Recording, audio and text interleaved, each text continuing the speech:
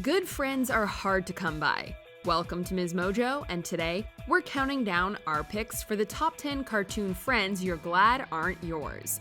For this list, we'll be looking at animated television characters who would make terrible friends in real life, despite them having defining friendships in their respective shows.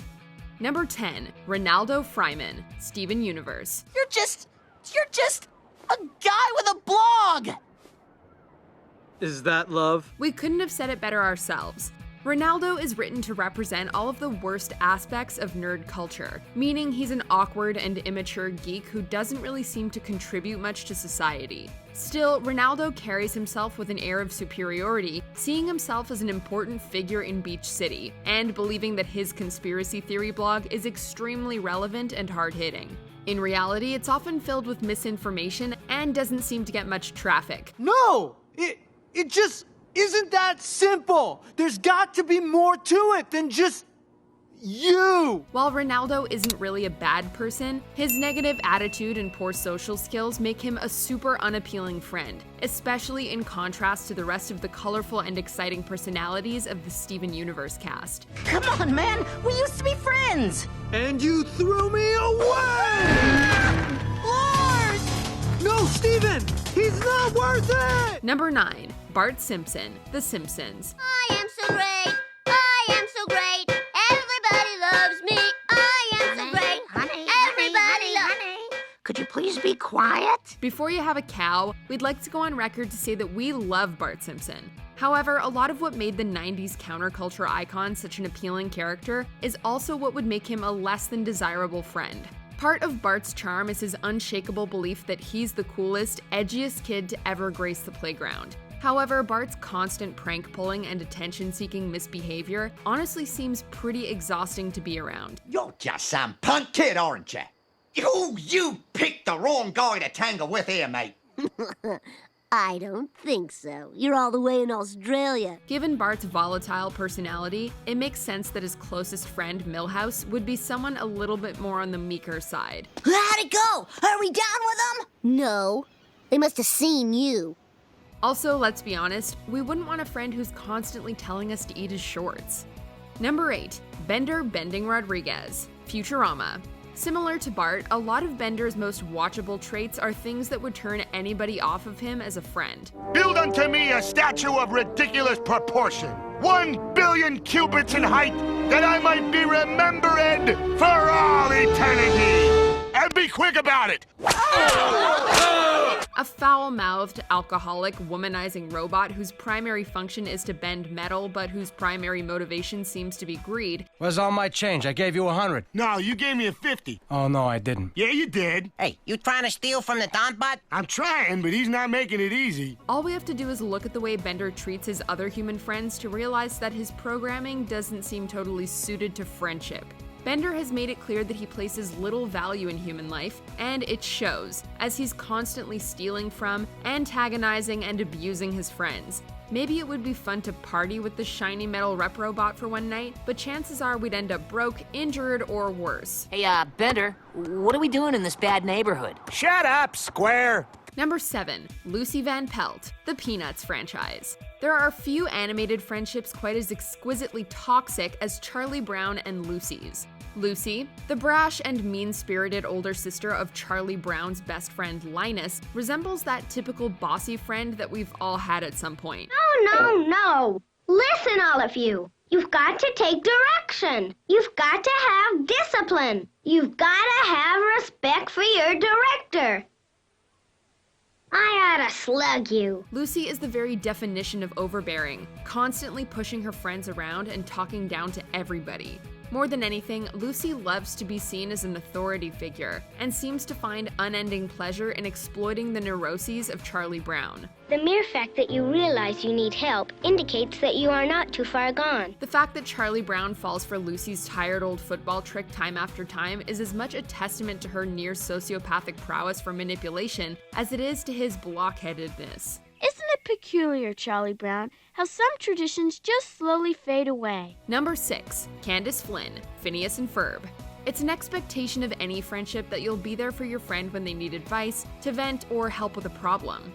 That being said, supporting Candace's obsessions with her getting her brothers busted and Jeremy to notice her seems a bit too demanding for us. Oh, if you go, can you see if Jeremy is there? No, he's the cute one that works at Mr. Slushy Burger.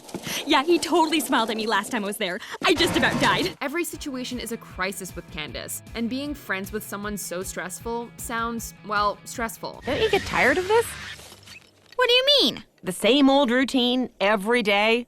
Doesn't it ever get, I don't know, boring? Candace's best friend Stacy mostly seems none too bothered by Candace's manic personality, but as viewers, we can't help but notice how one-sided their friendship is. Friendship with Candace means it's all about Candace all the time. You know, I can't really leave right now. I mean, clearly I'm gonna have some serious busting to do around here, and you understand, don't you? Honestly, we'd rather hang with Stacy. Number 5, Eddie. Ed, and Eddie. This one probably comes as no surprise. Ed is 1/3 of Ed, and Eddie's eponymous trio, and the self-idealized king of the cul-de-sac. Hit the road! Windbag. He spends almost all of his energy coming up with get-rich-quick schemes, most of which involve exploiting the other neighborhood kids. Sarah asking Ed for academic assistance? 25 cents or funk, Squirt! While Ed and Double D also take part in his plans, it's safe to say that Eddie is the one directing them towards mischief, and that the two would probably be much better off without his influence. When he's not bearing down on Ed and Double D, he's bragging about his older brother, or picking fights with the other neighborhood kids, all of whom are pretty justified in their disdain for the little swindler. Number 4, Blooregard Q Blue Kazoo, Foster's home for imaginary friends. If we were to dream up an imaginary friend and could mold their personality however we saw fit, it's unlikely that we'd come up with a companion like Blue. Oh no, you have to wait out here. No one's allowed in the mall without money. It's the law. So go on, shoot! Blue, stop it! It should be said that Blue is a good foil to his creator Mac, forcing him out of his comfort zone and making him take on the role of the more responsible one in their friendship. However, this dynamic isn't really by design. It's more a result of Blue's rascality and immaturity. No, Kip, you didn't create me. Mac, my best friend, created me. For I am Blooregard Q Kazoo, imaginary friend. Blue's mercurial temper, jealousy, and egomania dominate all of his relationships, and while it's clear that he means a lot to Mac and the rest of the imaginary friends, we certainly wouldn't want to live under the same roof as him. Here, Mac.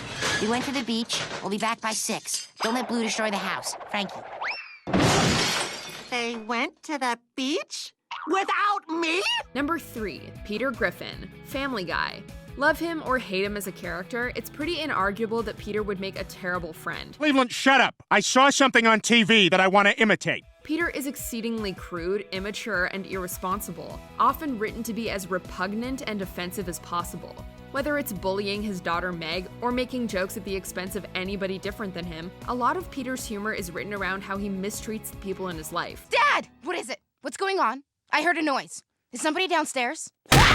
Oh, God, Meg, you startled me. I'm sorry. Peter is pure chaos energy, and while it's sometimes hilarious watching Peter interact with the people around him, there's no part of us that wishes to take any of their places. Peter, what is that? This would be a giraffe, Isaac Newton. Especially since the rest of the Family Guy cast isn't much better. Oh, giggity-giggity-giggity-goo. Who else but Quagmire? Number 2, Patrick Star, SpongeBob SquarePants. Kicking? Oh, I want to do some kicking! Why, you? While Patrick may be the perfect friend for someone as childish and unaware as his sea sponge bestie, to us, being his friend seems like a chore at best and life-threatening at worst. Ow! Oops. Sorry, can I start over? I noticed you was... Ow! Oops, gotta start again. What? Ow! Patrick's cartoonish doltishness often makes for the best gags in SpongeBob. However, those same gags also paint the starfish as insensitive, annoying, and dim-witted to the point of being genuinely dangerous. Whether he's convincing SpongeBob to play with deadly fish hooks or abusing his neighbor Squidward, Patrick's ignorance often provokes animosity and exasperation from the other inhabitants of Bikini Bottom, all of whom would surely prefer him and SpongeBob just keep to themselves. Oh, it's a little hot. Huh?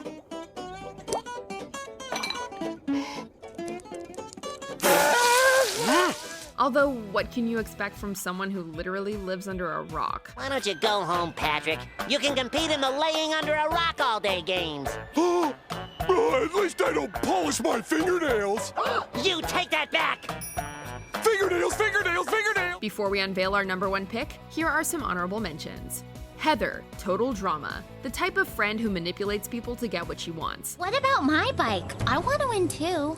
Of course you do. But look at it this way. How else can I save your butt unless I win? We're BFFs, remember? Would I steer you wrong? Carl Wheezer, The Adventures of Jimmy Neutron, Boy Genius. The type of friend who's whiny and has a creepy obsession with your mother. Judy, will you be my Valentine? Oh, Carl, this is so sweet. Ponyhead, Star versus the Forces of Evil. The type of friend who sabotages others' relationships so that she can stay number one. Girl, we're going out tonight. Are you ready to make some bad choices? Rigby, The Regular Show. The type of fun, carefree friend who can be a little too immature and callous. Look, we're not up here to enjoy the view, so would you just come help me clean out these gutters? I'm helping. I'm holding the hose. Look, I'm taking a giant leak. Oh. Chloé Bourgeois, Miraculous, Tales of Ladybug and Cat Noir. The type of friend who constantly wants to put you down and show off. I wonder how many croissants your dad would have to sell to buy you one of these. What am I saying? He'd have to sell the whole store. Before we continue, be sure to subscribe to our channel and ring the bell to get notified about our latest videos. You have the option to be notified for occasional videos or all of them. If you're on your phone, make sure you go into your settings and switch on notifications. Number 1. Eric Cartman, South Park. From the very first episode of South Park, Cartman is shown to be a manipulative, psychopathic monster, representative of all the worst traits imaginable in a child. Crass, belligerent, and purposefully despicable, it makes sense that everybody who hangs out with Cartman actually hates him. Why do I have HIV? Oh, you have HIV, huh, Kyle? Guess it isn't so funny now, is it? What did you do? Nothing! Then why did Butters say he helped you sneak into my room last Friday night? Oh, nice Butters, you big tattletale. While at times Cartman seems desperate to be liked and to be thought of as cool by his friends, it's not because he cares about them or their feelings. It's simply because he's a narcissist. Cartman seems to spend time with his friends purely just to antagonize and bully them, often going to absurd, if hilarious lengths, just to get a rise out of them. It's the greatest amusement park in the Colorado area, and nobody can go, especially Stan and Kyle. Ha ha ha! So come on down to Cartman Land now, but don't plan on getting past the parking lot, because remember, so much to do at Cartman Land, but you can't come, especially you, Stan and Kyle. Do you agree with our picks? Check out this other recent clip from MsMojo and be sure to subscribe and ring the bell to be notified about our latest videos.